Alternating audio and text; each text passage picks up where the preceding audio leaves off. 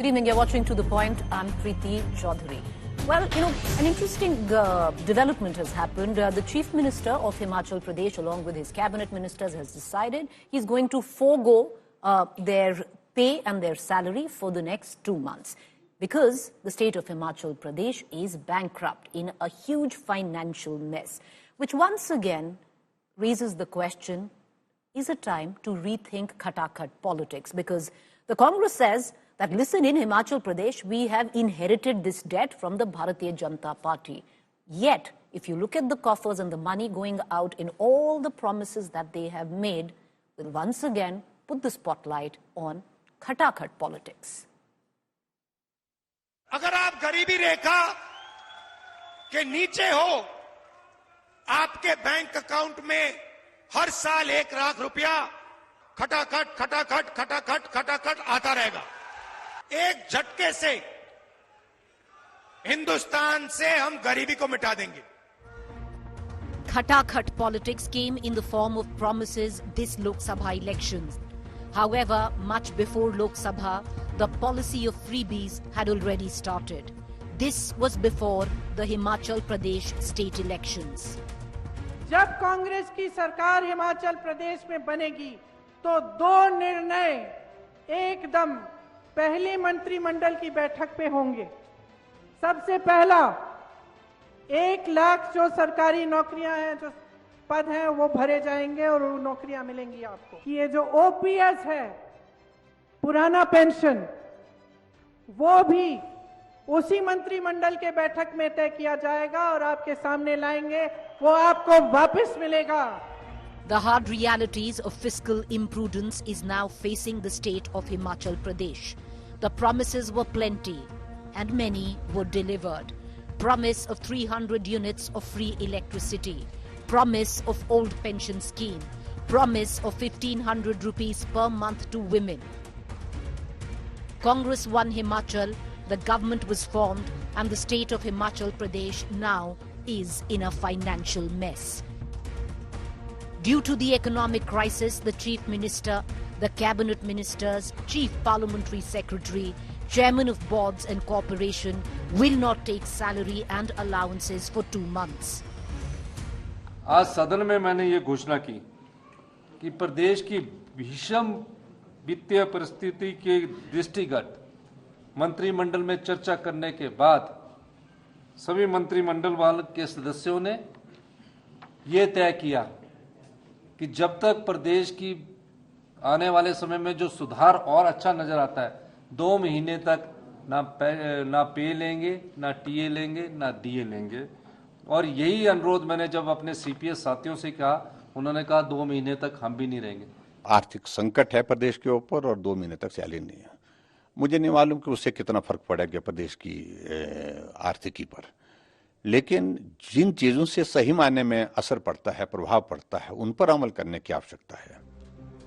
Himachal already facing the full brunt of nature's fury with unrelentless rain, landslides, cloudbursts claiming many lives.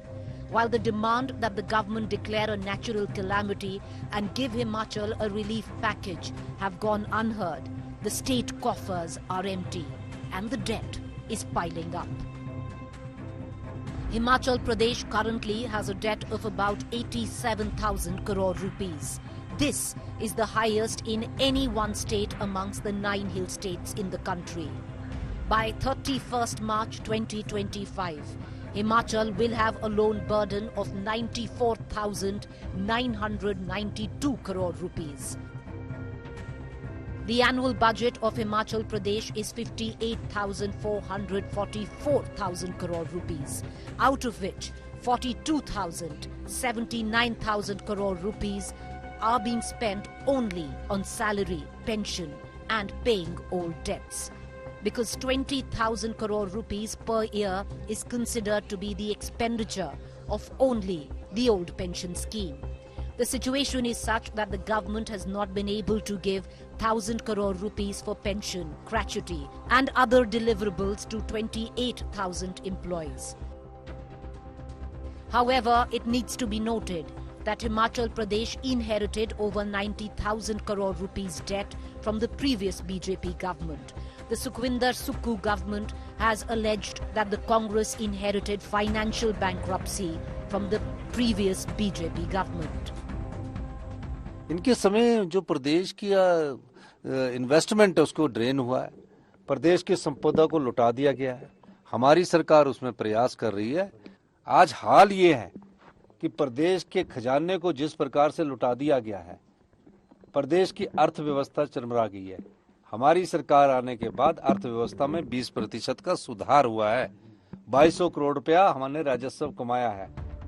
With populism in politics becoming its mainstay and freebies an electioneering norm of unviable poll promises, khatakhat, revdi or glorified terms called yojanas, it's clearly time for a rethink.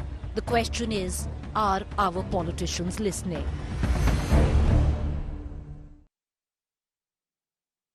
All right, let's immediately cut across to our political panelist. Once again, the spotlight on the freebies or populist schemes, especially in the time of elections adopted by political parties. The question mark right now on the state of Himachal Pradesh, teetering on the verge or rather already bankrupt. I have with me Siddharth Zarabi, Managing Editor, Business Today, Salman Soz, National Spokesperson, Congress, Rohan Gupta, National Spokesperson, Bharatiya Janata Party.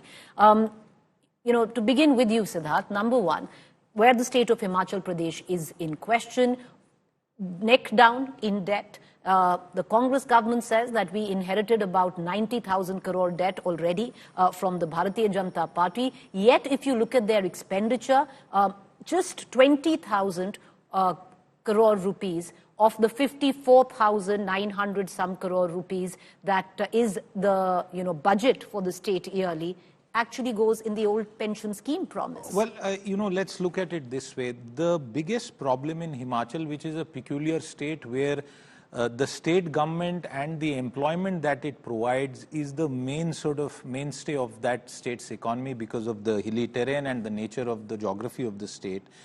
This is a state where the highest amount of its revenues compared to any other state in India is going to service pension.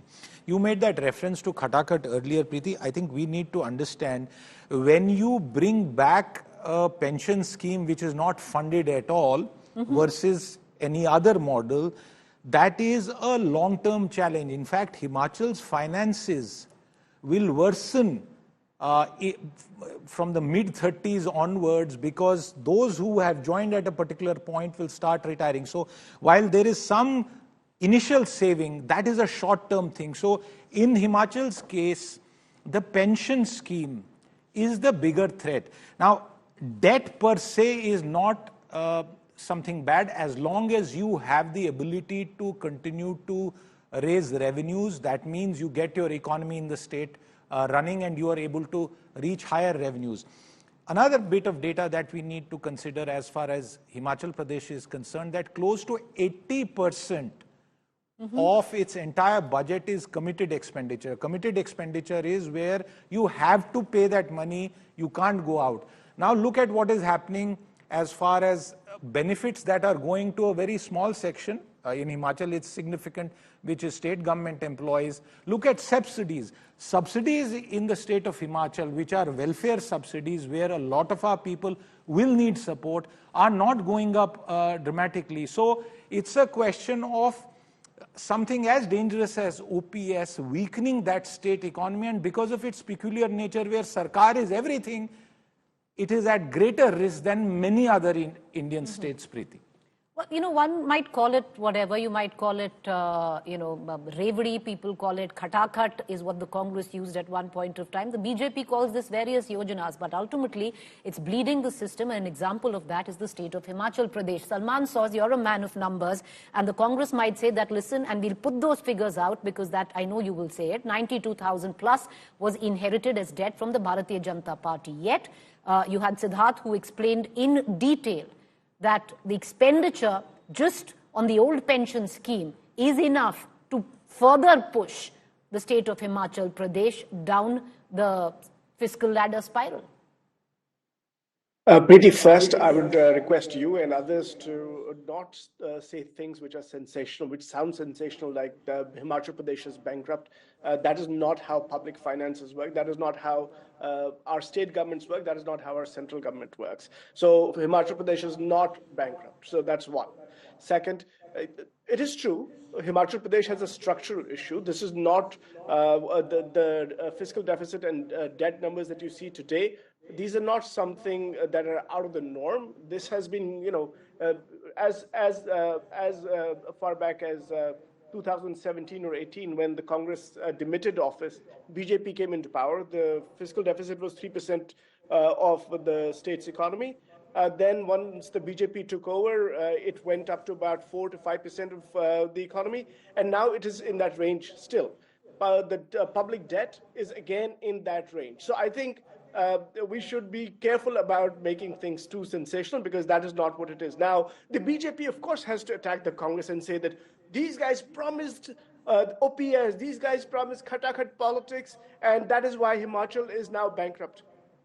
Absolutely false, because as Siddharth also said, these things do not, the impact of such policies does not happen so quickly. So what you're seeing right now is a continuation of what was happening under the BJP. Now, what the Congress party does want is to say a couple of things that are additional to what you've been saying.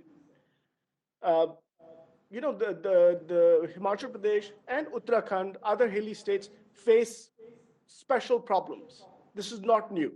This has been going on for a while, especially natural disasters. Now, why has the Modi government not released 9,000 crores that we have been asking for in Himachal Pradesh? Are Himachal Pradesh people of Himachal Pradesh not Indians? Do they not deserve support? Why is that the case? Now, by the way, you talk of OPS. The government has now, the Modi government has now decided to have something called the UPS, basically vindicating in some ways our stand that OPS should be brought in. And by the way, why not? People who have worked hard all their lives deserve to be taken care of when they can no longer care for themselves. So that should be a fundamental principle. If our economy does not work like that, then we have to change our economy. We have to change our thinking.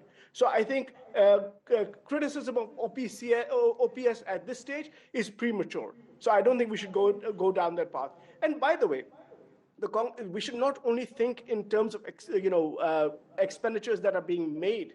We're also trying to think about how we are trying to save money. In Himachal Pradesh, our government is actually consolidating public schools, auctioning of excise liquor licenses, that's being reviewed, negotiations on power packs, that is being done. So that these steps will consolidate the budget, and that will reduce the fiscal deficit. But Mr. Saws, so the fact is, hold off on panicking and creating panic in but I would reckon if the chief minister and the entire cabinet, plus a number of other government officials, are not going to take their salary for the next 2 months because they themselves are saying that the state is teetering, and these are not my words, Salman Saws, we played that reaction out. These are the words of the sitting chief minister of Himachal Pradesh, nearly teetering on the edge of bankruptcy. That's what he said. If I may. Well, if the chief minister and his colleagues and others in government who feel that they can are basically leading by example, saying that our state requires support. Of course, the Modi government is not supporting us. 9,000 crores have not been given to us. Just to say, then the chief minister is using the word bankrupt to maybe sensationalize it to get that package which Himachal hasn't got. Keeping in mind where the natural calamity is concerned. But having said that, it's not just the Congress. Salman Saws, before you internalize it, this is not just the Congress. This is practically in every state, and you did mention about the OPS and the new scheme which the government is mulling, the Prime Minister. But is it beneficial is the question. Rohan Gupta, allow me to bring him in. So I'll come to you, allow me to bring it. 10 seconds. Just 10 seconds. Just 10 seconds, and I know Rohan will give me 10 seconds. If OPS is responsible, if Khatakat politics is responsible, then please explain to me why the debt to economy ratio in Uttarakhand, which is similarly, I feel bad for Uttarakhand, why is it higher than Himachal Pradesh? Why? So this is not just, we try to find easy solutions to these complex problems. And I commend the Chief Minister of Himachal Pradesh and his colleagues for giving up some salary. They're leading by example, saying that our state needs but our schemes like sacrifice. the no, It's but okay. the schemes like the OPS only makes a bad situation worse. No, but- and that but is you're only something, looking at- Salman no, says, you're that is only looking something at your one- own former finance minister said it, Mr. No, Choudhry. you're only looking at one side of No, OPS, because which is, okay, because it's it was going to be a offered in revenue Himachal, and out- we are talking of Himachal. Okay, allow me to bring in Rohan Gupta. Rohan Gupta, into this conversation, the sheer fact also Rohan Gupta stands is, yes, Himachal is neck deep in debt, but having said that, if you actually look at the figures, and we'll put those figures out, 93% of that debt is inherited by your own government before the Congress. See, Preeti, first of all, we are doing this debate because panic button has been pressed by Himachal CM. He himself told that the state is on the bank of bankruptcy, and that's why we are not taking salary. When the CM and the cabinet, they are not taking salary, obviously it's the panic situation. And why? What is the reason of this? This khatakhat and fatafat politics has ensured safachat of state money. That is what is happening.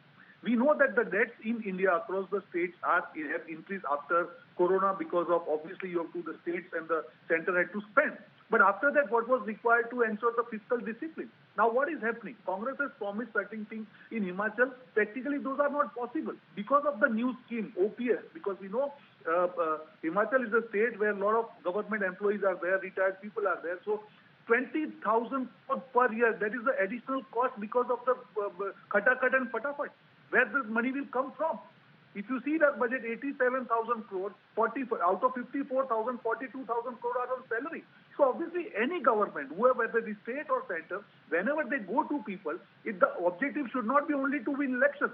It's very easy for any government or any political party to promise everything under the sun.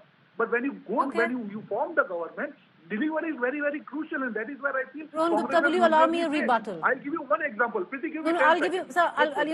Allow me a rebuttal. And khatakhat, safachat are clickbait words in politics. But allow me a rebuttal when I speak of your Ladli Behna scheme in the state of Madhya Pradesh. How much are you giving? You know that very well. You know how much you are in debt. Over the numbers right in front of me, 53,000 crore rupee debt is the state in Madhya Pradesh. You're looking at Maharashtra right now. Ladli Behna becomes Ladli Bahin scheme, 1,500 rupees to every woman.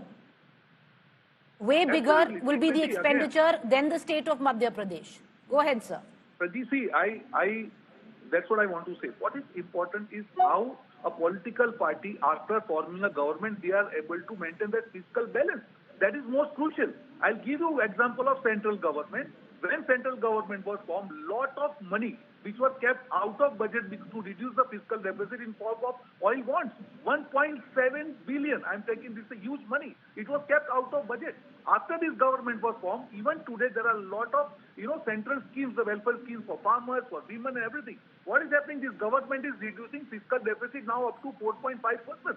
So you should have that skill to manage on both the sides. I'm not against the welfare schemes. Definitely you should go into it. But at the end of the day, you should have that, the management skill to raise the money also. But you're, Rohan Gupta, all well and said, but a tad bit rich because you don't have those kind of management skills in the state of Madhya Pradesh. So really, there's not much difference between where Salman Sauz sits and where you're sitting. But Siddharth Zarabi, with what Mr. Sauz... Yes, make your point, sir. That's what I'm saying. That's the difference between, that's what I'm saying. It's a trade-off you have to do as a government. Whether you are going in that red line, no. Himachal has gone into that red line because 20,000 crore budget, Himachal ka budget agar 54,000 hai, how can they afford 20,000 more every year? That is the point here. If you do 2,000 crore, 3,000 crore, which is proportionate to your state budget, that is still understandable. A state which is already reeling under debt, you are imposing 20,000 crore more expenses, it will not take up. Every state has budget as a bearing capacity. You need to understand, you need to work under that bearing capacity and go and offer something to people. Why you tell me you... Rohan Gupta, UPS, just give me 1 3 lakh crore is the debt due to Ladli Behna scheme in the state of Madhya Pradesh, right? Now mull on that. Let me just bring in Siddharth Zarabi into this conversation. Siddharth Zarabi, Salman Soz says we have to look at the economics of the country differently if we can't really get into welfare schemes. Is it that really simple? Let's go back into Himachal's numbers. For the current financial year, Himachal's total expenditure, except pensions, on most sectors is actually going down. At a gross level, it will be down 2% in the negative. And let me tell you, Preeti and our viewers, what is being cut? Social welfare and nutrition. Now, nobody can argue, and I'm not saying anything against the employees, 1.4 lakh employees. Are they always more deserving than other people when nutrition and social spending is going down 15%? Health is going down 3% in the current year.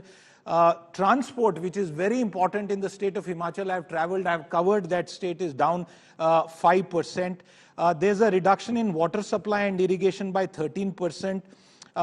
Only irrigation has got a huge bump up. Urban development is down 32%. These are the costs that an unfunded scheme like OPS gets. And I want to make this distinction. This is not khata-khat. OPS is not khata-khat. OPS is a permanent debilitating exercise for any economy, be it the center or the states, and we have seen that across the board. As long as a state has the ability to raise revenue and resources, it can continue to pay back some amount of debt is essential for any growing economy. But look at the numbers, and I just want to add one quick point. Himachal's majority of Himachal's revenue is now coming from GST, which is an indiscriminate tax on the poor. The same packet of biscuit that a poor laborer purchases and someone steps out of a car. So subsidies are going down. For Himachal, for the sake of 1.4 lakh employees, which is now going to go up further to almost 2.4 by 2030-31, the rest, a vast majority of the state is going to suffer because they're going to get lesser khata-khat, Preeti. They are not getting khata-khat. Let's get that clear. Salman Soz, cuts in nutrition, cuts in health where Himachal is concerned, GST for the poor, doesn't sound too welfareism to me, sir. No, it isn't. But we have to then say, why are there some cuts in things that even I would not want those cuts to be in? The reason is that we are waiting for the center to release funds. Why is it that the center has not released 9,000 crores? There are claims that are outstanding. Now if we had that, all of the stuff that you talk about, there would be no cuts, there would be actually increases.